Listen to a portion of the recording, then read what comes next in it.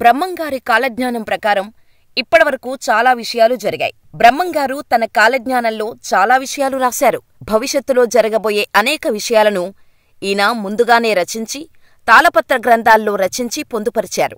అయినా ఇప్పుడు కాదు, కొన్ని వేల సంవత్సరాల కిందనే తాళపత్ర గ్రంథాల్లో ఇప్పుడు జరగబోయే విషయాలను రాశారు. ఇవన్నీ జరిగాయి కూడా, ఇప్పటికీ జరుగుతూనే ఉన్నాయి కూడా. అందుకే బ్రహ్మంగారు చెప్పిన కాలజ్ఞానాన్ని అందరూ నమ్ముతున్నారు.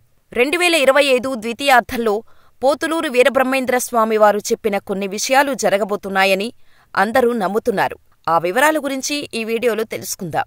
బ్రహ్మంగారు చెప్పిన కాలజ్ఞానం ప్రకారం 2025 ఫాల్గుణ శుద్ధ పాడ్యమి నుంచి ప్రపంచ దేశాల్లో కల్లోలం మొదలవుతుంది.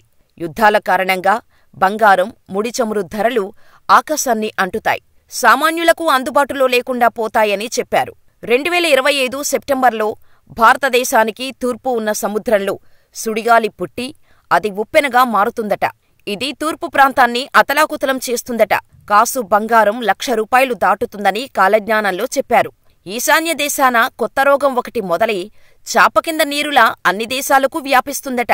తెలుగు క్యాలెండర్ ప్రకారం విశ్వావసు నామ సంవత్సరంలో ఆషాఢ శుద్ధ అమావాస్య నుంచి దేశంలో వింతలు జరుగుతాయని, సముద్రం ఉన్నట్టే ఉండి ముందుకు వస్తుందని, రాత్రికి రాత్రి తీరప్రాంతం మునిగిపోతుందని, అధికారం కోసం ఒక పార్టీతో మరొక పార్టీ గొడవలు పెట్టుకుంటాయని 2025 కాలజ్ఞానంలో చెప్పారు. అంతేకాదు, తిరుపతి వెంకటేశ్వరుని ఆలయంలోకి మొసళ్ళు ప్రవేశించి 3 రోజులపాటు పూజలు లేక తలుపులు మూసివేసి ఉంటాయని బ్రహ్మంగారి కాలజ్ఞానంలో రాసి ఉంది. శ్రీ వెంకటేశ్వర స్వామివారి సొమ్మును దొంగలు అపహరిస్తారని కూడా రాశారు. గరుడ ధ్వజంలో ఓంకారనాథం పుడుతుంది. తిరులపురి శ్రీ వీరనాగవస్వామికి చెమటలు పడతాయని కూడా కాలజ్ఞానంలో ఉంది. ధాన్యాల ధర విపరీతంగా పెరిగిపోతోంది. బియ్యం కొనలేని పేదవాళ్లు ఆకలితో చనిపోతారని, ఆకలి చావులు పెరుగుతాయని ఆయన రాశారు. ఇవి నిజంగా జరుగుతాయా అంటే జరుగుతాయని పండితులు చెబుతున్నారు. అంతేకాదు, 2024లో జరిగిన వాటి గురించి చెబుతున్నారు. బ్రహ్మంగారి కాలగణన ప్రకారం 2024 ప్రారంభం నుండి కొన్ని విషయాలు ఇప్పటికే జరిగాయి. ఆయన కాలజ్ఞానంలో చెప్పినట్టు కొన్ని విషయాలు నిజమయ్యాయి. జనాభా విపరీతంగా పెరుగుతుందని, అడవుల్లో నివసించే జంతువులు జనావాసాల్లోకి ప్రవేశించి మనుషుల ప్రాణాలు తీస్తాయని అంటున్నారు. అంతేకాదు, ఈ ఏడాది ద్వితీయార్థంలో బ్రహ్మంగారు చెప్పిన విషయాలు తెలుసుకోవాలంటే వివాహేతర సంబంధాలు విపరీతంగా పెరుగుతాయన్నారు. అంతేకాదు, వ్యవసాయ భూములు బీడుగా మారి పంటలు సరిగా పండక తీవ్ర ఆహార కొరత ఏర్పడుతుందన్నారు. ప్రజలు తీవ్ర ఆకలితో అలమటిస్తారని బ్రహ్మంగారు వెల్లడించారు. పండ్లు వాటి రుచిని కోల్పోతాయి. శాస్త్రవేత్తలు రకరకాల ప్రయోగాలు చేసి మానవాళికి ముప్పు తెస్తారని వెల్లడించారు.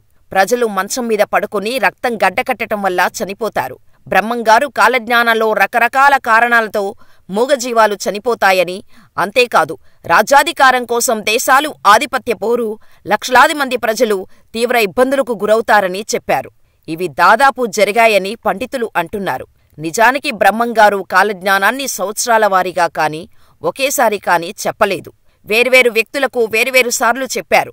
అలా రాసిన తాళపత్ర గ్రంథాల్లో చాలా భాగాన్ని ఒకేచోట పాతిపెట్టారు. దానిమీద చింతచెట్టు కూడా వచ్చింది. ఆయన దానిని ఎందుకు పాతిపెట్టారనే దానికి ఇప్పటివరకు జవాబు లేదు. బ్రహ్మంగారు కర్నూలు జిల్లాలోని పశువుల కాపరిగా ఉంటూ రవ్వలకుండలో నివసించేవారు. అయితే కాలజ్ఞానం రచన బ్రహ్మంగారు రవ్వల కొండపళ్లకు 1.5 కిలోమీటర్ల దూరంలో ఒక కొండపైన ఒక గుహలో కూర్చొని రాశారు. ఈ కొండలను బ్రహ్మంగారి కొండలు అని కూడా పిలుస్తూ ఉంటారు. ఇక్కడ కూర్చునే ఆయన ఎన్నో విషయాలను రాబోయే తరాలకు అందించారు. ఇక ఆయన చెప్పినట్టు రాచరికాలు, రాజుల పాలన నశించాయి. ఒక అమ్మ 16 ఏళ్లు పాలిస్తుందని ఇందిరాగాంధీ పరిపాలన గురించి ఆయన ఆనాడే చెప్పారు. బ్రాహ్మణ అగ్రహారాలు నశించిపోతాయన్నారు. 100 ఎకరాల్లో గతంలో బ్రాహ్మణులకు అగ్రహారాలు ఉండేవి. ఇప్పుడు అవి కనుమరుగైపోయాయి. ఇవే కాదు, కరోనా మనకు ఇప్పుడు తెలుసు కాని బ్రహ్మంగారు అప్పట్లోనే దాని గురించి కాలజ్ఞానంలో ప్రస్తావించారు. ఈశాన్య దిక్కున విషగాలి పుట్టేను, కోరంకేను జబ్బు 1,00,00,000 మందికి తగిలి కోడిలాగా తూగిసచ్చేరయా శివ అని కాలజ్ఞానంలో ఉందని అంటుంటారు చరిత్రకారులు. అప్పట్లో బ్రహ్మంగారు చెప్పిన కోరంకి ఇప్పుడు చైనా కరోనా వైరస్ ఒకటే అని, అందుకే కరోనాతో అంతమంది చనిపోయారని అంటారు. ఇదిలా ఉంటే జరగాల్సిన ఎన్నో సంఘటనలు ఇంకా ఉన్నాయి.